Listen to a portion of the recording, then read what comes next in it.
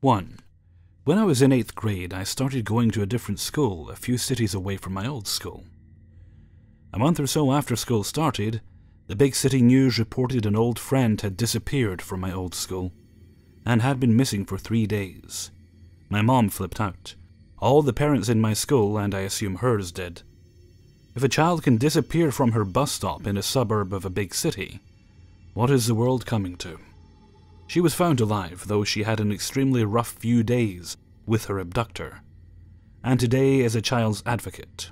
Yay her. A few years later, when I was going to college in that big city, I was too poor to take the bus from the school to the train station, so I used to walk through the horrible, crime-ridden neighborhood. One afternoon, I locked eyes with the bloodshot eyes of someone walking toward me. He was only a tiny bit taller than me, so not very tall. Massively short, in fact. As I passed him, he grabbed the shoulder of my coat and started pulling and yanking me into an alley. I shook the arm off that coat and tried to get away. I looked around desperately for help, but no one was around. Dusk was falling and all the businessmen were gone. It was time for the drug dealers and pimps to roam the white-collar-by-day area. I finally wrenched out of his grasp, and even though I was embarrassed to make a scene, I ran, completely terrified. I was too afraid to look behind me to see if he was following me. I smoked at that time and wasn't sure if my smoker's lungs would allow me to beat him to safety or not. When I made it to the train station, I begged the startled crowd to tell me where a security guard was, scarcely able to hold back the hysteria. Upon discovering one on the upper level, I burst into tears before I could even begin telling him of my near kidnapping. At the time, I was too panic-stricken to realize none of them could help me. But it made me feel better to hear him describing my assailant into his walkie-talkie and telling the other guards to be on the lookout for him. 5 years later, I gave birth to a daughter so beautiful, she grew up always being told that the hospital must have switched babies on us, because I had no idea how on earth I ended up having a child who looked the way she did. Turned out she's mine. People always scoff when I tell them that, and say she looks exactly like me, but whatever, she's stunning. Probably it'll turn out the hospital switched babies on us after all, completing this kidnapping trifecta. But in the case, her being switched isn't the final story. One day, while picking her up from her job at a clothing store, I did some shopping with the rest of my kids while waiting for her to get off. While I was browsing, she excitedly told me the police had been there earlier, as someone had complained about someone stalking around in the parking lot, driving slowly and creeping customers out. As we went out to the car after she was off, I lagged a good distance behind her, corralling and fighting with the other kids. As she reached the side of the trunk of the car, I noticed some guys hanging out in a van across the aisle of the parking lot that hadn't been there when I'd first parked 20 minutes earlier. Suddenly, one of them jumped out of the van, heading straight toward her, fast. When he rounded the trunk of the car, I realized he was going to try to grab her. I sped up my pace and yelled her name. He saw me and my 47 kids, who all started charging toward him, and their sister. And he quickly darted back into the van, which took off before he had even managed to fully shut the door. My daughter was as panicked as I'd been many years earlier. She then remembered that in addition to the police showing up looking for the parking lot creepers, some older man had harassed her while she worked. What her name was, how old she was, how she got home from work, if she had a boyfriend, etc. This utterly terrified me so much. I yelled at her for not remembering that instead of the creepers in the parking lot story. It was an emotional ride home. From then on, I made sure to always be there to pick her up before her shift ended. I never lagged behind, kept much closer tabs on her after that, and even when she was 18, I'd become nearly hysterical when I didn't know where she was. I hope, for the sake of my sanity, as well as all my other 47 kids, that we experience no more exciting tales like these. 2. I work in a small family-owned pottery shop that is admittedly not in the best part of town. There are lots of run-down duplexes and houses right behind the shop. We get the occasional homeless person, loiterer, etc. But this is the first time I've ever felt truly unsafe at work. Aside from the owner, the shop is entirely staffed by high school and college-aged girls. We all tend to be pretty wary. My sister, who also works with me, was the first to have an encounter with this man. He originally came in to have a piece of pottery repaired. Okay, normal enough. My sister made small talk with him as she fixed the plate, and he told her that he lived in one of the duplexes behind the store. As they talked, he began asking her questions along the lines of, "Who's usually working on X day?" and "When do you work next?" She didn't answer, obviously. Something definitely seemed off about this guy, and she told me to be careful, as he was coming back to pick up his plate at some point. A few days later, I went to open the store in the morning and found a plastic bag full of trash on our front sidewalk. I didn't think much of it at the time, but it will be important later. Myself and another girl were working a few hours later when an older man came into the store. Now keep in mind, neither I nor my co-worker had seen this man before, but both of us immediately knew that this was the guy my sister was talking about.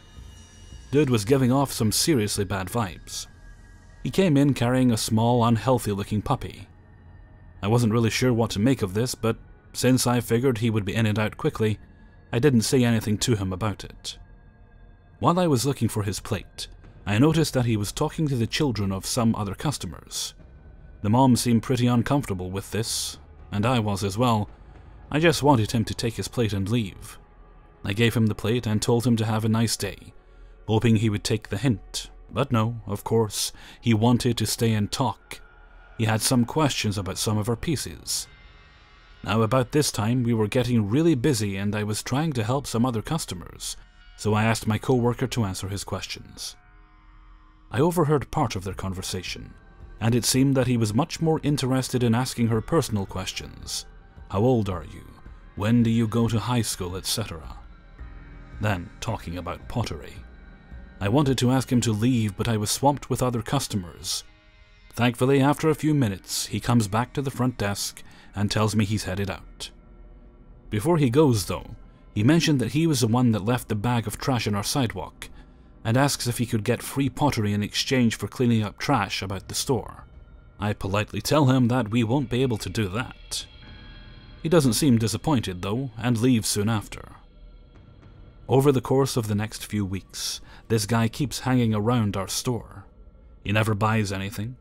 When he wasn't loitering, he was hanging out in front of his duplex, which was a complete disaster, by the way. Half of the furniture seemed to be on the driveway, and every time my boss walked by, he tried to sell her stuff. He kept leaving bags of trash by our door, and also left a box of ceramic tiles at one point, which he denied when my boss asked about it. We were all very uncomfortable with him hanging out around the building after hours. On top of all this, we started seeing cop cars parked in front of his duplex. Finally, after much complaining by the staff, my boss decided to confront him.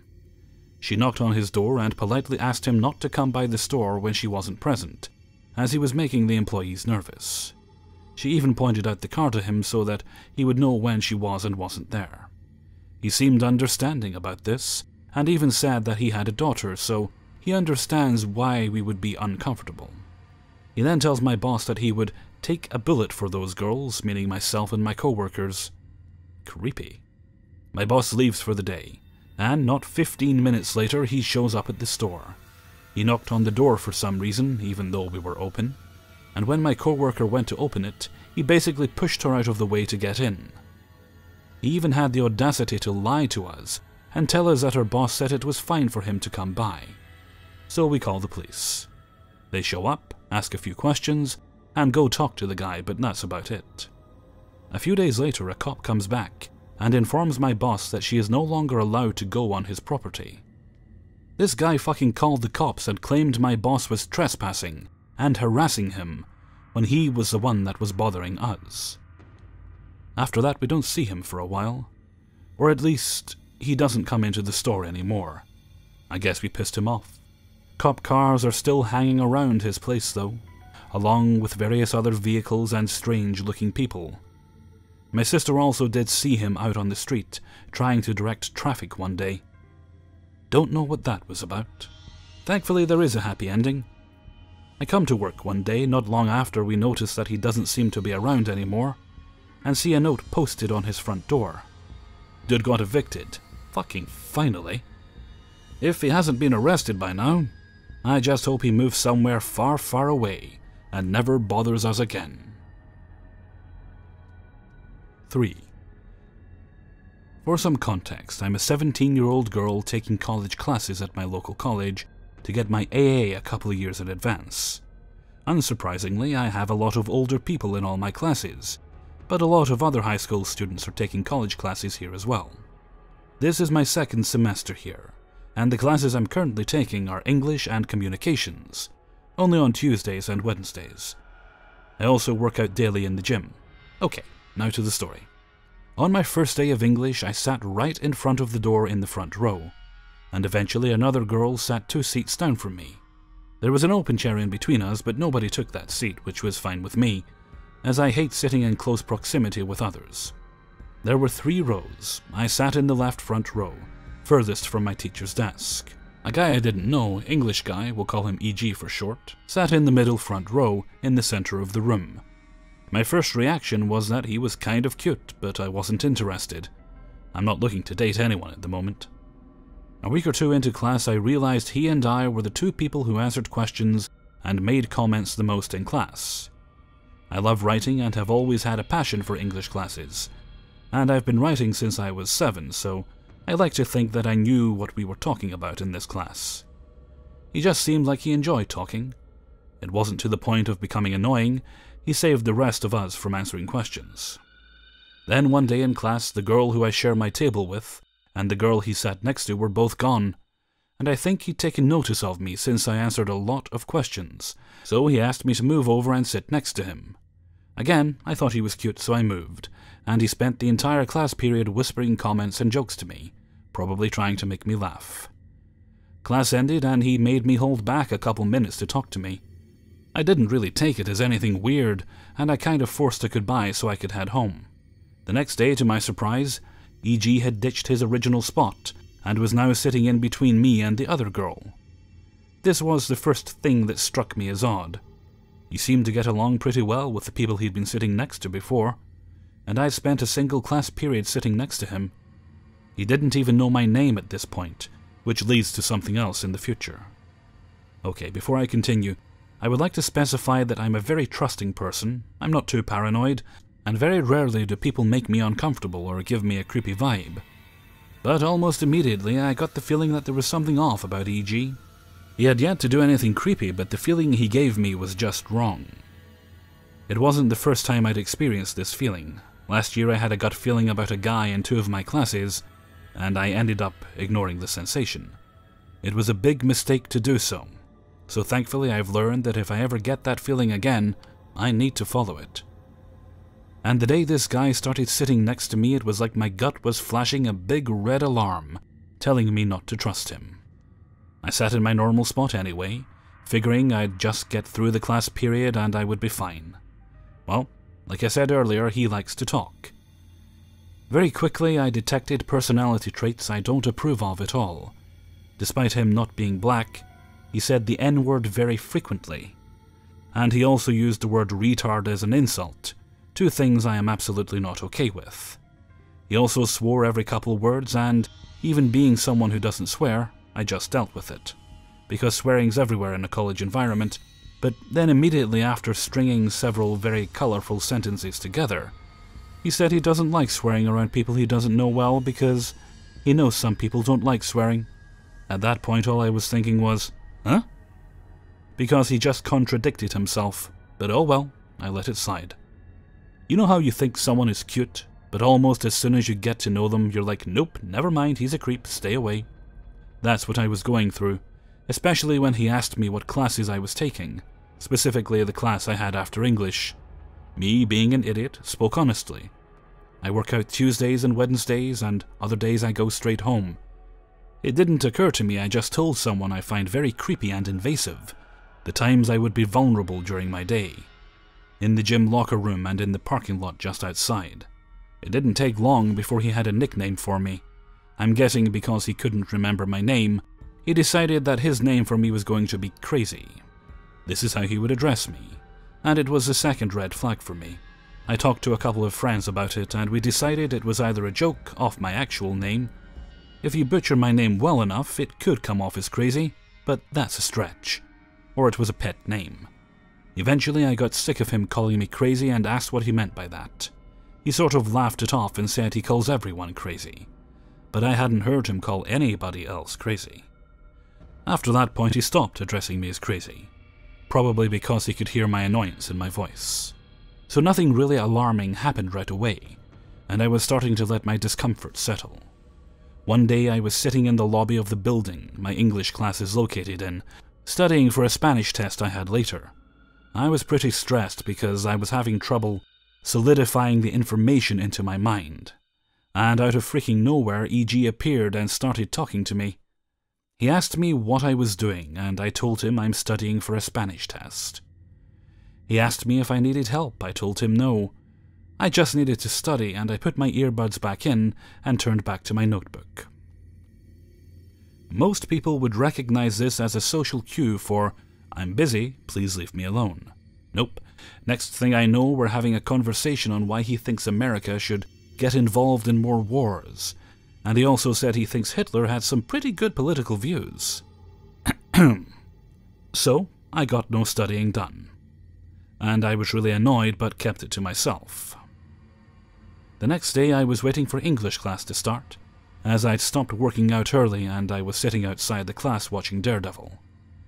The episode only had a couple minutes left and I wanted to finish before class. Well, E.G. came out of nowhere once more and started talking to me. Out of the blue he asked me how old I am. I informed him that I was 17 and stated it several times actually because he didn't seem to believe me. I am aware that I look 2 or 3 years older than I actually am. Reminds me of the time we were flying to Hawaii when I was like 15 years old and the security guy got annoyed I didn't offer ID. He thought I was an adult. He then laughed and said, "Well, that's weird. I'm like 6 years older than you." It had not occurred to me how much older he is than me. I hadn't thought of it, and as soon as I learned the age gap, my stomach flipped. My friends and my mom had been saying for weeks that he was probably low-key flirting with me, and I of course was disgusted by the idea. The fact that my age didn't seem to deter him at all kind of worried me. But that made me think he wasn't actually flirting with me. He made me go into class early with him that day, and he made me give him one of my earbuds to finish the episode with me. Disgusting, I know. I hardly know this guy, and he made me share an earbud with him. I was livid, still am. He actually had the nerve to complain that I gave him the left earbud instead of the right. At that point I was like, screw politeness, and reminded him that these are my headphones in a not very nice tone. I wanted to say no, but was too intimidated, so I shared, despite the fact that he had no idea what the show was about. At that point, I'd yet to feel scared. I had no proof he was a creep or flirting with me. All I had was paranoia and a gut feeling. But the next day rolled out. This was Valentine's Day. The moment he walked into class, he handed me a small folded note addressed to Neighbor. He still didn't know my name after sitting next to me for several weeks and talking to me consistently. I put it in my backpack and spent the entire class period in an anxious state because I was scared of what he'd written. I didn't read it until I got to the girls' locker room in the gym after English. This may be me being paranoid, but after I read it, I was so shaky and afraid. I was the only girl in this locker room with one way in and out.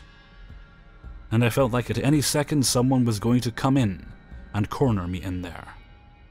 This is what the note says, word for word, because I'm looking at it right now. Neighbor, you are amazing and always great to talk to. I hope we can keep having amazing conversations. HVD, heart, with love. E.G.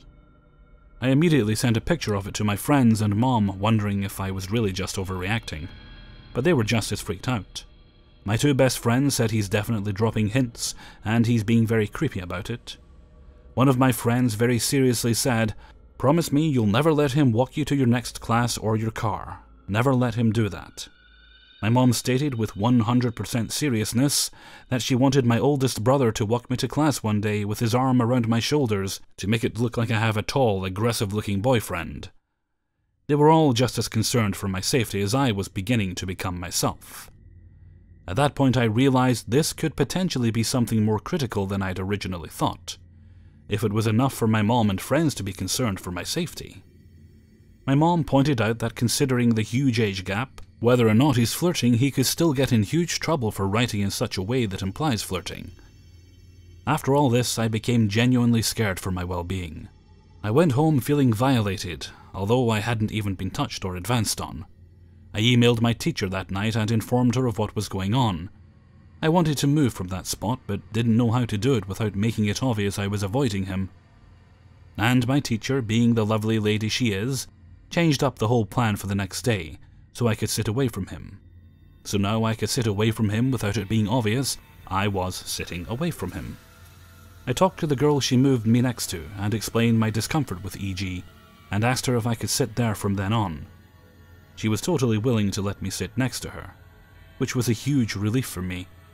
Towards the end of class, EG came up to me and said, "If you heard your name over there, it's because I was talking about you."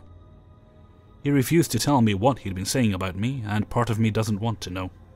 Yesterday morning I almost had an anxiety attack before English, something I haven't had in years. I sat away from him purposely, not giving him enough time to approach me, and asked me why I was sitting away from him. At the end of class, he stood up and started making a direct path towards my new seat, but stopped when he saw I was halfway out of the classroom already. Fortunately, I don't have English today or tomorrow, so I don't have to face him until next week. He did come up to me today while I was working out, and scared me so bad I almost fell off my treadmill. But the worst he did was leave me with my heart racing faster than it had already been pounding. I guess the question I have is, am I just paranoid, overreacting? I tried to get over the gut feeling I had every time I was near him, but the more I tried to ignore it, the stronger it became, which tells me it wasn't just paranoia. I was talking to my mom about how the other girls in class talk to him, and she said she thinks he makes the other girls in class just as uncomfortable as me. My teacher even told me she thinks he has a very insistent personality. I'm so sorry this is so long, but it turned into sort of a rant. I needed to get a lot of this off my chest. If you guys want, I can post an update next week if anything drastic happens. I just felt an urge to post this on here. Let me know what you guys think. Am I paranoid? Or are the feelings I'm having sensations that need to be followed? Edit. Forgot to mention that I recently started carrying around my sister-in-law's pepper spray. I hope I never have to use it, but it's nice to have it with me. Hey everybody, Hellfreezer here, and thank you very much for listening to 3 True Scary Stories, episode 272. Thank you very much to everybody who allowed me to use their stories in this video. Okay, I just want to let you guys know I'm not sure what's going to be happening on Tuesday. I have a very early hospital appointment on Tuesday. I'm getting an endoscopy done, and depending on what the results of that are, I don't know how I'll be feeling afterwards, so I'm not sure what, when, or if I'm putting a video out on Tuesday. If there isn't one, it's just because I haven't been feeling up to it. I'll do whatever I can and we'll see what happens. Okay, and with that I'm going to head off for now. So until next time, thank you very much for listening, and take very good care of yourselves.